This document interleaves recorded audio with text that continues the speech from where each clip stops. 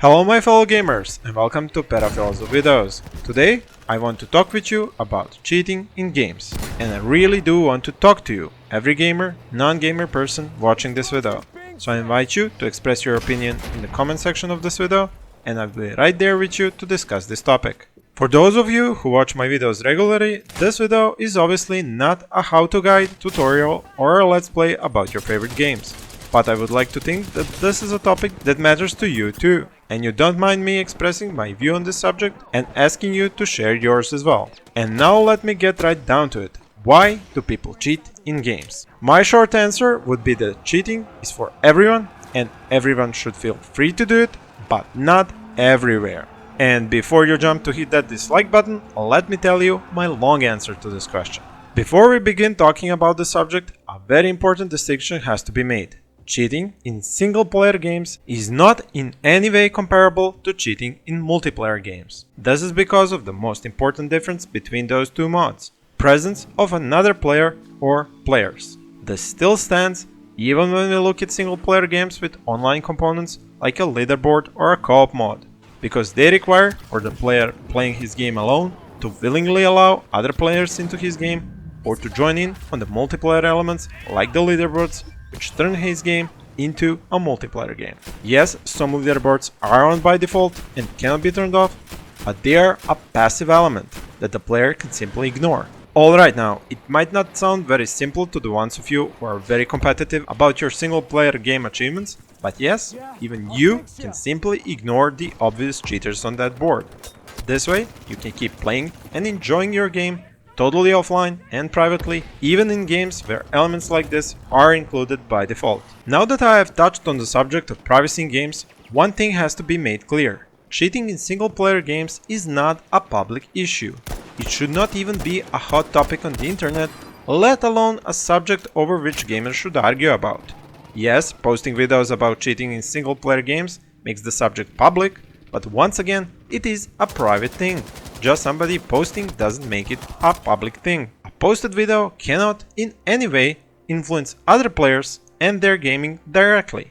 The only thing that does happen is that some players who enjoy the default single player experience very much seem to find these videos of single player cheating offensive to them personally. In other words, they choose to be sensitive to the matter of cheating in other players' games. This is their personal choice, and in no way can it be used as an argument against cheat-using players, who are free to do so as they please in their own copy of the game. It is very valiant of the players that want to protect the artistic design and choices of the developers who made the game against the players using cheats in their own single-player modes of the game, but it is completely unnecessary and never asked of them. It is just one of those few interesting things and subjects that stem from the way this entertainment medium is viewed by many of its users. But I hope I can elaborate more on that in another video if you find this one enjoyable. The bottom line here is the fact that single player experiences are a private thing. Maybe better put, a string of private choices and options, even when streamed or posted as videos. This is because of the fact that those instances of the game only exist for that single user, who's making all the decisions and gameplay choices, and those choices only impact him and his game. If the developers want to stop the publication of such videos or go further and stop those cheats from being created and used, they have the right to do so, as well as the best know-how. It is in no way a regular player's job to pursue single-player cheat users. That said, there is a place for those users to hone their cheater hunting skills. You know that time when you were the best player among many others and you were winning, and then all of a sudden you were not winning, you just lost, but you didn't do anything wrong. You know also that other time when you were already thinking how this is your best game ever and you've already practically won, and then suddenly it was game over for you? But the way you lost didn't end up, didn't make any sense. That was the time you got cheated on. And once you realized why and how you lost the game, you probably thought that starting a new game was pretty pointless. That was because your will to play, your thrill of the game, got extinguished. And that is where cheating does its worst damage.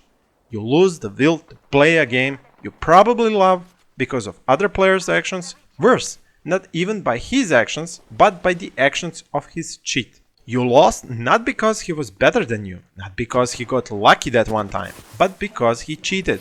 And you know that you will never be able to beat him back. Or could you? Could you use the same thing, the cheat that he used on you, to beat him? Could you find him, beat him at his own game inside the game you're already playing? This is when you should be realizing that he is about to beat you again, just on a much higher and more important level. Unless, of course, you were already typing best cheats for the game you were playing in the search engine. Then you won't realize anything other than that cheats cost money if you don't wish to download malware like viruses and other nasty pieces of computer code that come along with free cheats. But this is also a comprehensive subject that I would like to cover in another video and get into the whole cheat, anti-cheat, money-making business. Now hopefully you didn't lose on that more important level and you are walking off the mix of emotions after you were defeated by a cheater. You went through the disbelieving phase, the anger phase, and the loss of heart phase.